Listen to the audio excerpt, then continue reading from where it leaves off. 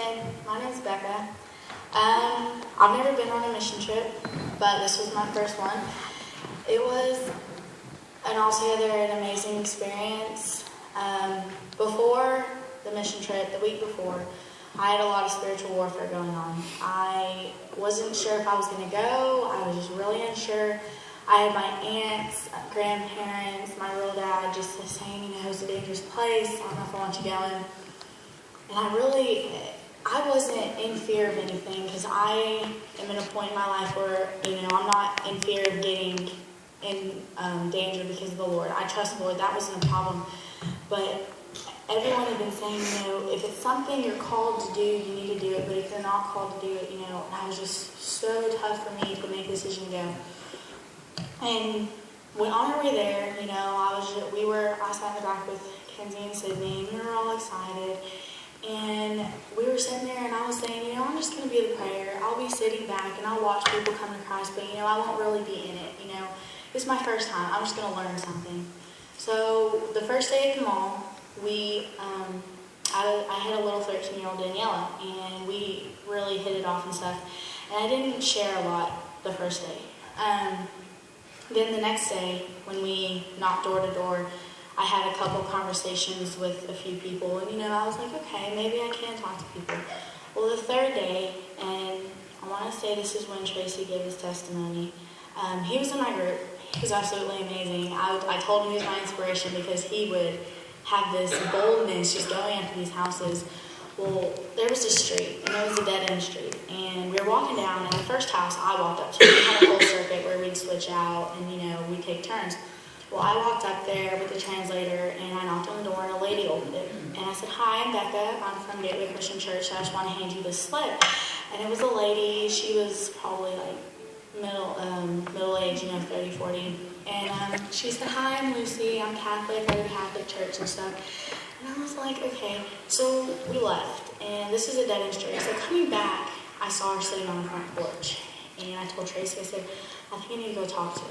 I feel like there's just something inside me, like, I need to talk to this lady. I need to find out more about her.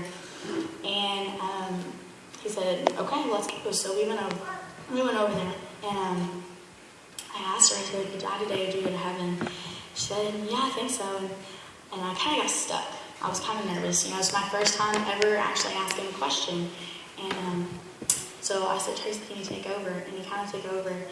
And when he did, he took out a credit card. He started explaining it to her and how she wouldn't go to heaven by just good deeds, that you needed Jesus Christ.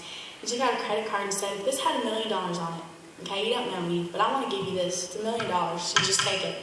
She said, kind of Google. She was like, no, why would I do that? And then I took it and I said, let me say this. So I said, because this is just what Jesus does for you. He's going to give you his love and his mercy because he loves you. And I said, that's why I'm here. This is why I came 5 hours from Elgin, because I love you. And you're my sister in Christ because I'm feeling the Lord's love through me. And I want to share that with you. So she ended up saying the sinner's prayer. And it's my first time bringing someone, helping them come to Christ through me.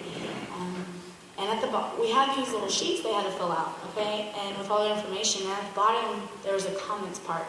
And we usually just write, they went from Catholic to Baptist church, or they were saved, and all this. Well, she handed it back to me, and I didn't look at it until we got down her driveway, and I had said bye. And it had said, Becca, you are amazing. And that really stuck with me. And I really got something out of it. And I told her before we left that I got something out of this mission trip that, you got something, but you gave me back way more than you can imagine. And I got home, and I told my mom, I said, Mom, there's going to be a change. I don't want to be the same anymore. I'm going and preaching all these people that they can change, but I'm not changing. I need to change if I expect people to change.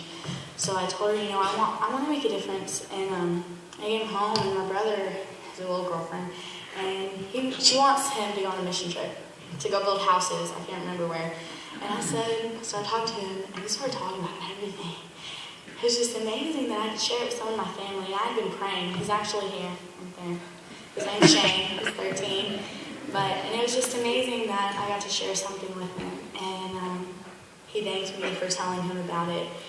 But that was the beginning, and I said, this is going to be different. And as soon as I got home and started talking to Shane, I was like, I know this is going to be different, because I've never had a conversation like this with a 13-year-old brother who I've always kind of disagreed with, and it was different. So I feel like if I can do that with my little brother, I think we can do that with our next door neighbor, like walk outside, knock on someone's door. You don't even have to ask them about the Christ the first day. Just, how are you doing?